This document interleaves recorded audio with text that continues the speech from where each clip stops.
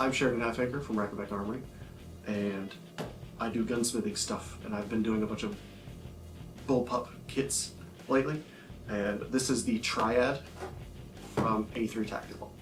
I've been looking at doing bullpups for a good while, and they make allegedly one of the best kits around. I'm really excited for this one because this is one of the only aluminum kits that they have released. Normally they have the polymer kit. This one is an aluminum kit. It just feels better to me. It has a little bit more ass to it.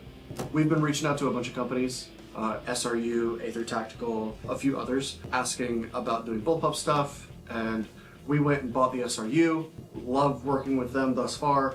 A3 saw what we were doing, picked up the phone, and they were like, hey, we have a new aluminum kit we'd like you guys to test out. So they absolutely gave this to us for free.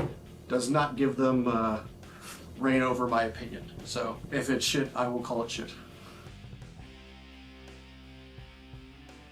First off, already liked just the packaging more than the SRU, purely because there's just a bunch of cheap, flimsy foam, but all the spare bits in a tiny little box, and then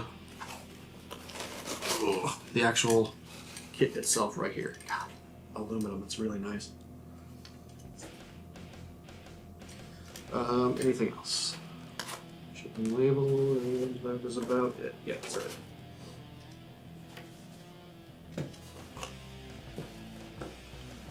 So, I am not entirely virgin to this, but this is the most I've held it or looked into it yet, and I'm very, very excited for it. So, one of the biggest problems that we had with the SRU was how loosey-goosey that safety felt. It's a plastic safety. I imagine you could swap it out for a metal safety, but this one comes stock with a metal safety, and it is nice and solid detents. It feels really good. That is a pro over the SRU kit. Hardware box rifle. Okay, so this is the one thing that I knew or that I learned about the SRU that's really, really clever, and it's on you guys to do it the right way. They have two different lengths that you can put in this rifle. If you put a 16-inch barrel into this thing with your standard butt plate, it is below the legal limit. So they include a almost 2-inch spacer just to make sure that you're over that 16-inch overall 16-inch barrel length and that overall length to not accidentally become a felon. And then it's as simple as popping a couple screws off and throwing the pad back on if you decide to SBR the thing. And that is super freaking clever. Don't know what that is. Don't know what any of that is. Looks like a charging handle. Bits and bobs. Looks like a, don't know. I believe that could be involved with this. Yeah, there we go. Yeah, bottom of the butt pad.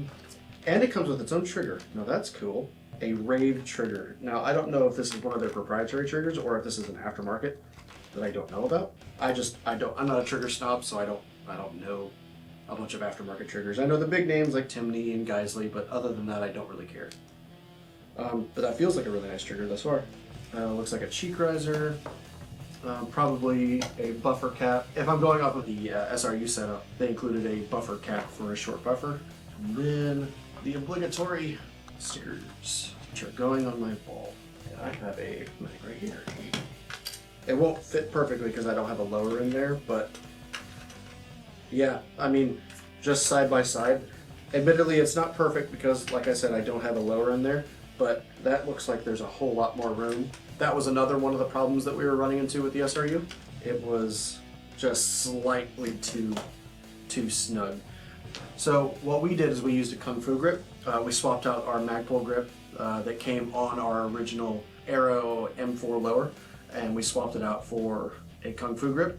It looks like A3 has their own proprietary pistol grip that's very similar to the Kung Fu grip, and that kind of solves all the problems right there. It also has this cool little swoop up in the front, which allows you to get a super good high firm pistol grip, and it doesn't really interact, or it doesn't really interfere with anything else. Yeah, that's pretty good. And cool thing, comes with an ambi safety, and it's an actual proper ambi safety instead of just two levers, because you have one full-size lever and one shortened lever for your offhand. Big old mag release. And then some rollers and stuff. That feels good. I mean, the linkage, the trigger linkage looks good. It feels good. It's a little flimsy to the left and right, but I spent a lot of time doing machining and stuff, so if I hear wobble, I get really, really anxious because I want it to not have wobble. It looks like we have at least 1, 2 quick release for slings, so that's cool. I'm glad that they have it in the damn thing. And then all aluminum. To my understanding, and I absolutely could be wrong, to my understanding, when we spoke with A3 Tactical, we were trying to get one of their polymer kits, and they said, hey, we're trying to get some test and eval units out to some people for the newer aluminum kits that they have. I don't know if these are available on the market, or if we're just one of the lucky few that got one, but they asked us to do a little bit of testing on our end just to see if we could find anything. They want us to break it. That's the goal. And we're beta testing it. So I would not be surprised if they sent this out to multiple other people and asked them. We just happened to be bugging them at the exact same time that they were looking for people to do testing and evaluation units. So I know the polymer kit's a couple $100. It looks like your aluminum kits will be $950 to $1,000.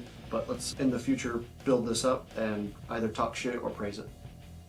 I think the SRU we paid what, $350 for it, about $400 for it, and then these land anywhere between $600 to $1,000, so double to triple the cost of the SRU. One of the reasons why is the SRU is a smaller company. Like they're trying to get their name out there. I can see that. They're coming out of the airsoft field and going into like the real steel world, whereas it looks like the A3, that's their bread and butter. They know the real steel crowd. They've got a bunch of different kits for a bunch of different styles of rifles to use, and this is something I'm really looking forward to.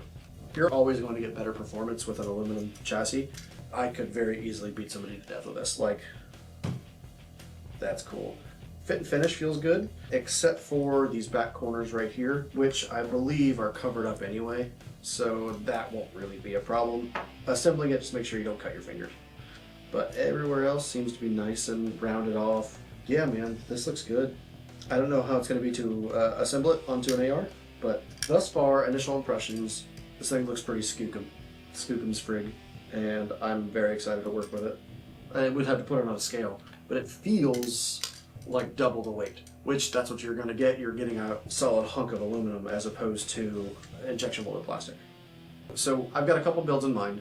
I might steal this for me because I need a new deer rifle, and I was trying to balance, go between the SRU and the Triad, but because the Triad is aluminum and I'm an old FUD, the weight feels a little bit more comfortable. I think, without any real testing whatsoever, I think I might make this my new deer rifle. The plan is to do a 300 blackout, like super short, suppressed deer rifle, and then it's just like this big, and that's what I go hunting with. A concern that I have, that SRU, that was dense. That was super heavy in the back. We'll get a scale on it, but it was pretty heavy, and that thing was mostly polymer. This is like double the weight. So I'm curious if I'm gonna notice that increase in weight as much as I noticed the increase in weight with the SRU. So this was the Triad aluminum kit from A3 Tactical, and I'm Sheridan Halfacre from Rack and Back Armory. Guns up.